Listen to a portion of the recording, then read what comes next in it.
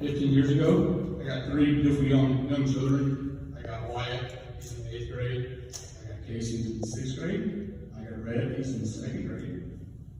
So I have been part of the BYE for 11 years. I'm a football commissioner for 6 years. So I've invested a lot of time with the children in this town. I'm very proud of it. You can see I got quite a few children here today supporting me. I greatly appreciate it. I just want to be someone that parents and staff and children can be trusted with, someone that they can approach and know. They know me personally. I've been around here forever, so they know they can come to me and I can be able to hopefully work through the situation or do what's best for the children. Thank you all for coming out.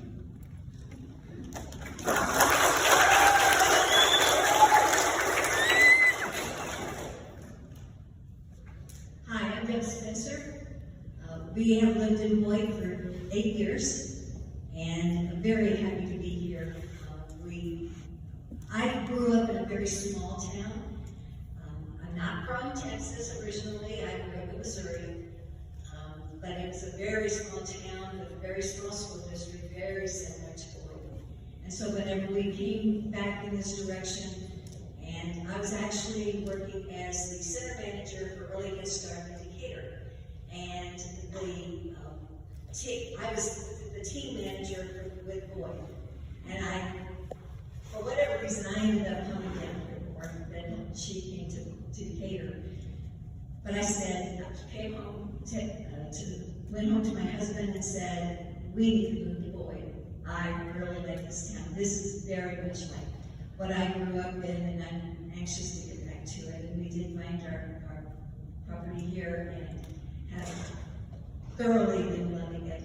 I am an educator. I was a teacher for 10 years and then went on to administration for 25 years. So I do understand all facets of what it is to be in the school system.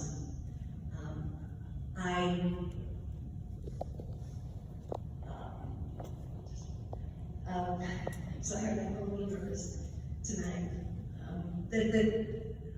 I know the different facets of what it is to be an administrator and to help the teachers. That's one of my biggest goals, is to be there for the teachers.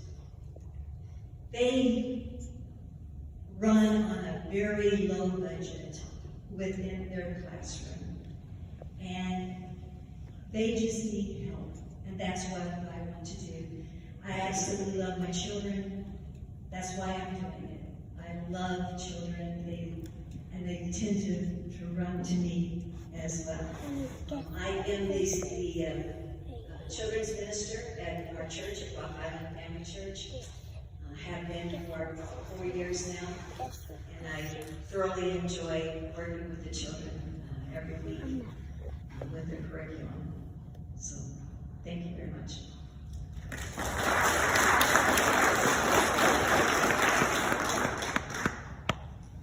Okay, and here is your first question.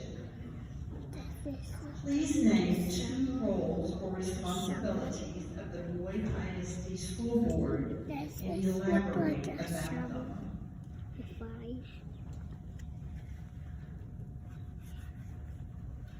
One of the main positions that the school board does is put policies in place on the local level. And that's one of the things that I have worked with tremendously as an administrator. I know policy, I've lived policy, and I've had to make sure the teachers live by the policies.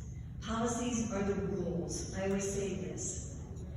The Bible is to Christians as policy is to educators. That is what we live by. And when we have good conservative policies in place, then we don't have to worry about all of the new housing that's going in. We don't have to worry about the families and the children that are coming in, because the policies get put in place that will deal with ideologies of sexualism, sexualization. That's a big one in other school districts right now. I know it probably isn't as much here in Boyd, but what we have to be considerate of is what are we going to have to deal with other families coming into our community.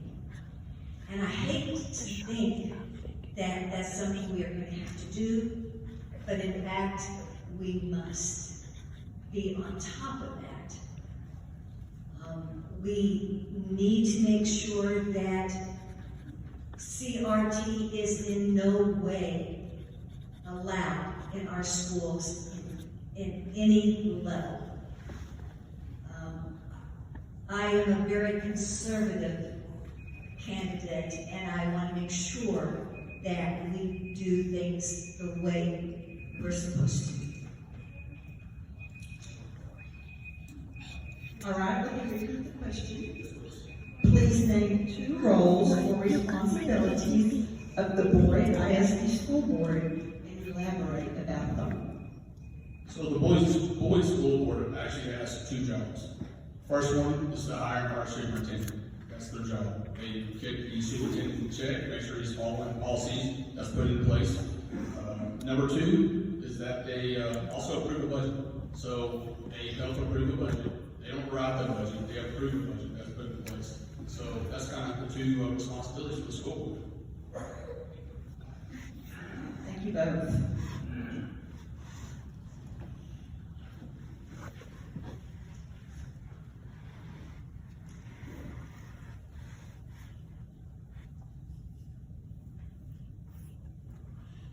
Do you believe?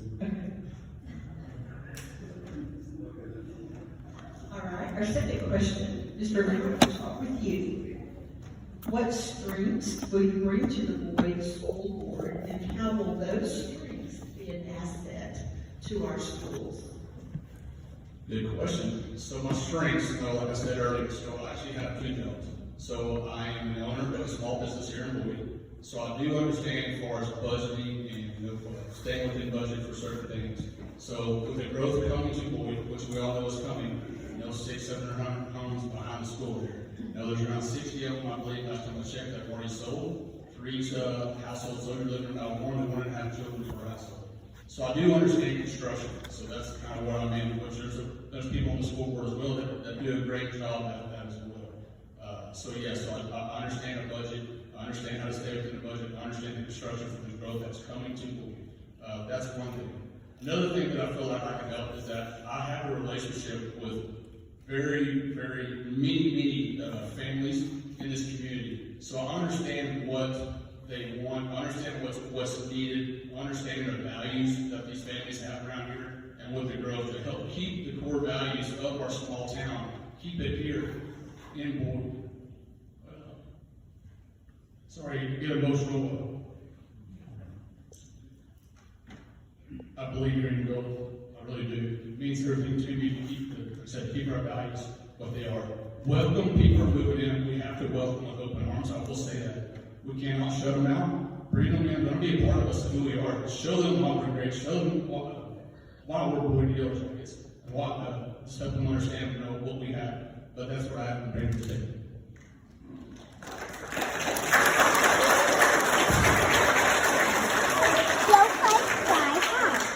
Ms. Spencer, let me read the question again. What strengths will you bring to Boyd School Board, and how will those strengths be an asset to our schools? My number 1 strength is education. Because I do have 35 years in. I want to make sure that our core academics are kept at the top level. We need to make sure that our scores are going up. And I know that the school is working on that. But we need to make sure, there's no reason, the number 1 school in the entire state is South Lake, Carolina. Their rating is 98. We can do that too. We can make sure that our students excel overall, not just a few children, but all children excel That's what my goal is, and my strength is that we can make our curriculum better than it has ever been, and that we will continue to increase in our test scores and make sure that our kids are going out with everything that they need into life. Thank you. Okay, Ms. Spencer, you're up again.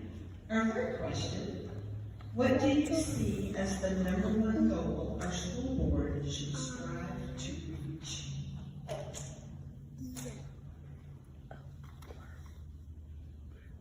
I believe that our school board needs to be more than what the norm is.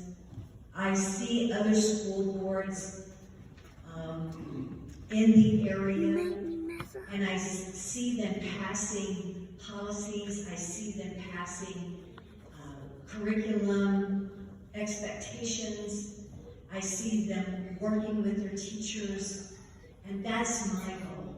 I want to see us working with them on maybe not a daily basis, but I think we need to be more than what,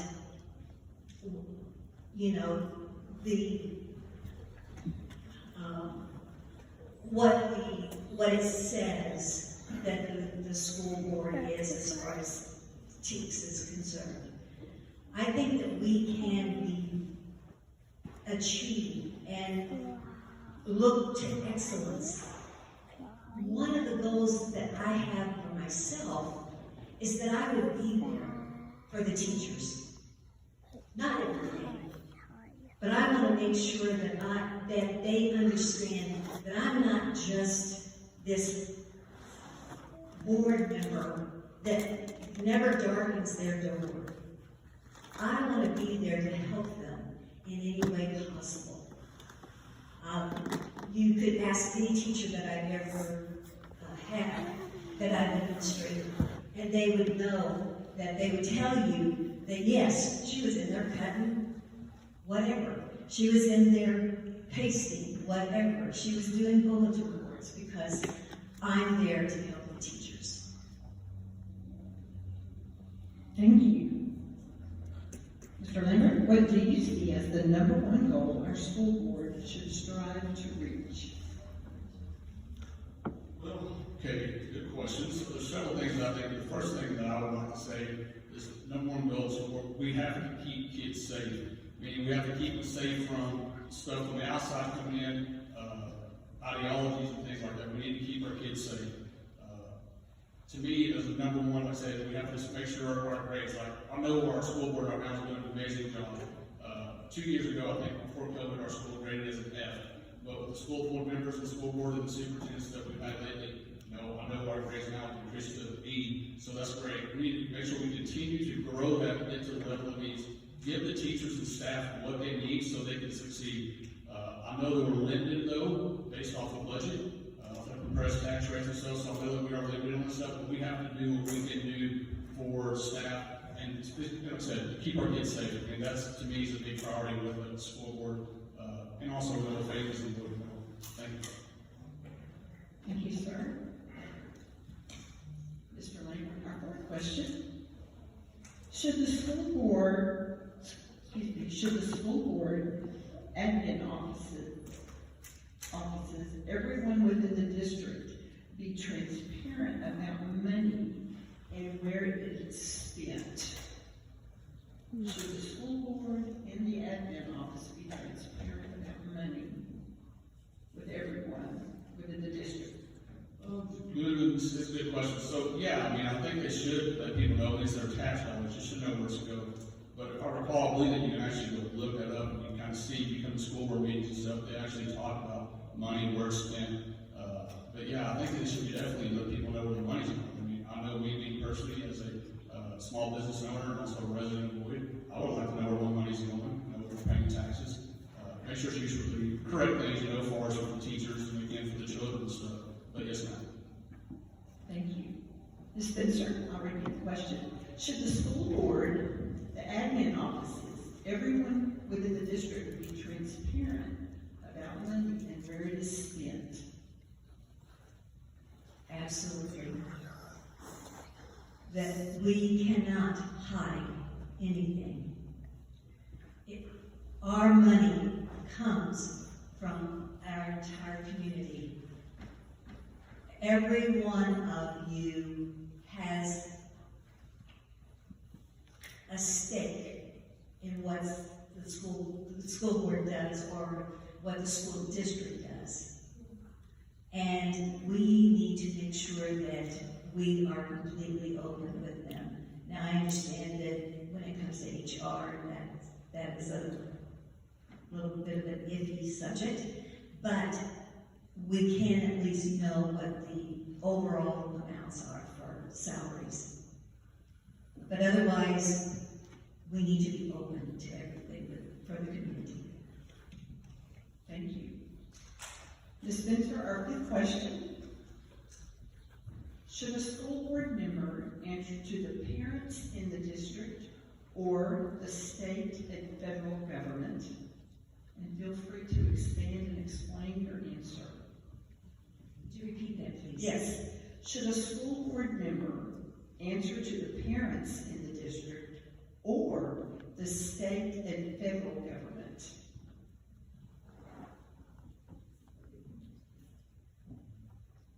The school board is open to the community.